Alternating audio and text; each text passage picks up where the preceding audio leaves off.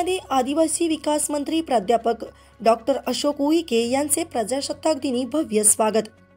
राळेगाव विधानसभा मतदारसंघातून सतत 3 वेळा निवडून येऊन हॅट्रिक साधणारे आमदार प्राध्यापक डॉक्टर अशोक उईके यांना सरकारमध्ये आदिवासी मंत्री म्हणून घेण्यात आले आहे। त्याचप्रमाणे त्यांना पालकमंत्री म्हणून चंद्रपूर जिल्ह्याची जबाबदारी देण्यात आली आहे। मंत्री 26 जानेवारी रोजी चंद्रपूर येथील जिल्हा कार्यालयात झालेल्या प्रजासत्ताक दिनाचे झेंडावंदन करून वणी मार्गे राळेगावकडे रवाना झाले। वणी येथून जात असतानाच भारतीय जनता पार्टीच्या वतीने छत्रपती शिवाजी महाराज चौकामध्ये मंत्री प्राध्यापक डॉक्टर अशोक उईके यांचे भव्य स्वागत करण्यात आले। त्यानंतर प्राध्यापक अशोक उईके मंत्री व पालकमंत्री झाल्याबद्दल वणीमध्ये प्रथम आगमनानिमित्त त्यांचे शेतकरी मंदिर वणी येथे भाजपच्या वतीने भव्य स्वागत व अभिनंदन कार्यक्रम घेण्यात आला। सदर कार्यक्रमात माजी आमदार संजीव रेड्डी तसेच बोध कुरवार यांच्या हस्ते शाल श्रीफळ देऊन स्वागत करण्यात आले। सदर कार्यक्रमात भाजपच्या पदाधिकारी व्यतिरिक्त विविध संघटनेमार्फत देखील आदिवासी मंत्री तथा पालकमंत्री अशोक उईके यांचा पुष्पहार घालून अभिनंदन करण्यात आले। त्यानंतर भाजपचे जिल्हाध्यक्ष तारेंद्र बोर्डे यांनी देखील त्यांच्या घरी आदिवासी विकास मंत्री तथा चंद्रपूर जिल्हा पालकमंत्री प्राध्यापक डॉक्टर अशोक उईके यांचे भव्य स्वागत व अभिनंदन केले। प्रसंगी भाजपचे विविध पदाधिकारी व सदस्यगण मोठ्या प्रमाणात हजर होते। सदर सत्कार बघून मी भारावून गेलो आणि वणी विकासासाठी जेव्हा जेव्हा माझी गरज पडेल तेव्हा मी पुढाकार घेईन व मी वणीकरिता निधी कमी पडू देणार नाही, अशी आदिवासी विकास मंत्री तथा पालकमंत्री प्राध्यापक डॉक्टर अशोक उईके यांनी ग्वाही दिली आहे। India news R7 Balasaheb Khaire. त्यांनी माझ्यावर प्रचंड विश्वास दर्शवून आदिवासी विकास विभागाचा मंत्री म्हणून माझ्याकडे जबाबदारी दिली।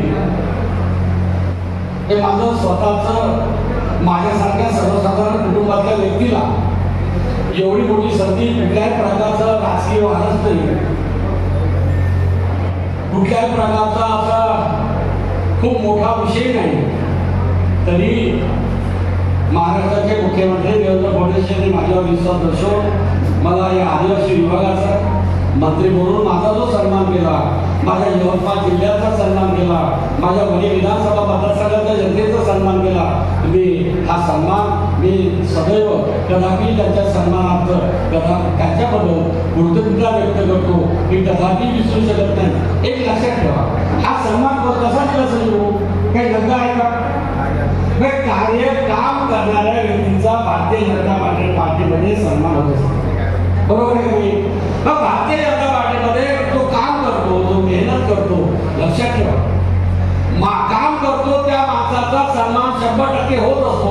त्यामुळे आपण काम करावं, 1000 सदस्य करून यावं आणि संजीव वाले म्हणा भाऊ माझं 1000 सदस्य उमेदवारी पाहिजे, म्हणजे नगरपंचायती पाहिजे, नगरपालिकेचे पाहिजे, जिल्हा परिषद पाहिजे, पंचायत समिती पाहिजे, अशा प्रकारचा तुमचा आग्रह आहे। महाराष्ट्र राज्याचे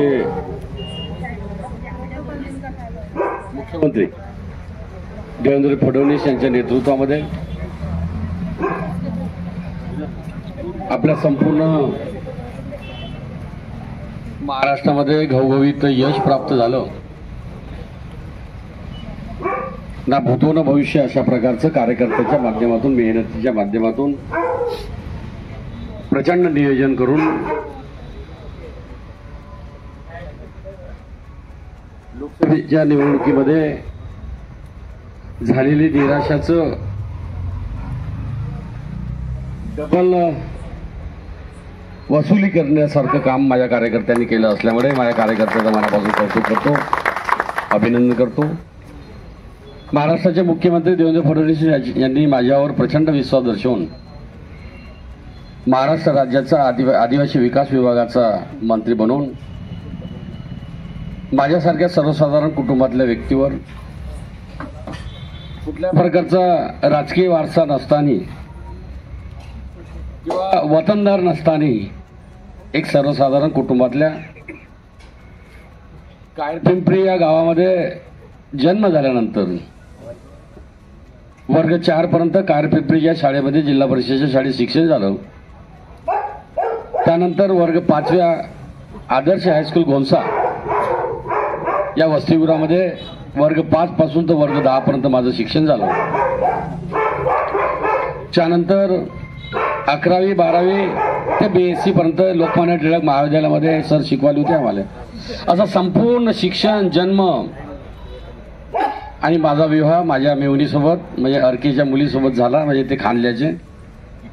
त्यामुळे सर्व जे आहे ते वणी तालुक्यामध्ये आहे, वणी विधानसभा मतदारसंघामध्ये आहे. अतिशय कौटुंबिक आणि जवळीक असलेला जो तालुका जर कोणता असेल तर तो वणी तालुका आहे. त्यामुळे माझं स्वतःला मी भाग्यवान समजतो, माझं भाग्य समजतो. माझ्यासारख्या सर्वसाधारण कुटुंबातल्या माणसानं, माझ्या पक्षानं, आपल्या पक्षानं, आपल्या पक्षाची विजन कशी आहे, आपल्या पक्षाच्या विजनमुळे, दृष्टीमुळे शोधत राहते का भारतीय जनता पार्टीचा मनापासून हाडाचा कार्यकर्ता कोण, तळागाळामध्ये काम करणारा कार्यकर्ता कोण, असं शोधत राहत असत. त्यामुळे माननीय मुख्यमंत्री देवेंद्र फडणवीस यांनी माझ्यावर प्रचंड विश्वास दर्शवून माझ्याकडे जी दिलेली जबाबदारी आहे, बऱ्याच लोकांच्या कार्यकर्त्याच्या मनामध्ये शंका होती की बा आपला आदिवासी विकास मंत्री, आपला माणूस, आपला हक्काचा माणूस, आपला घरचा माणूस, कुटुंब सदस्य,